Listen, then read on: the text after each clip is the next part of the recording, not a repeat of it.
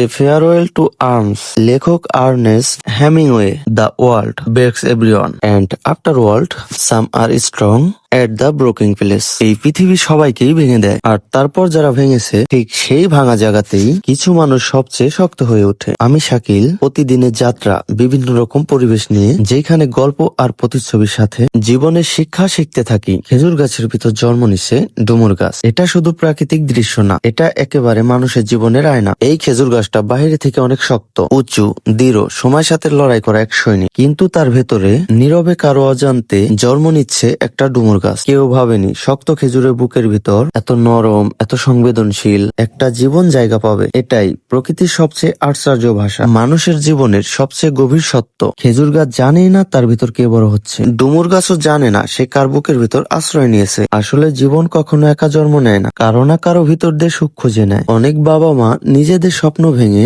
নিজেদের সুখ চাপা দিয়ে ভেতরে ভেতরে পুড়ে সন্তানের জন্য জায়গা করে দেন, যেন এই খেজুর গাছটার মতো। এটাই জীবনের নির্মর্ম। আমার প্রতিটা ব্লগস আপনার জীবনের সত্য।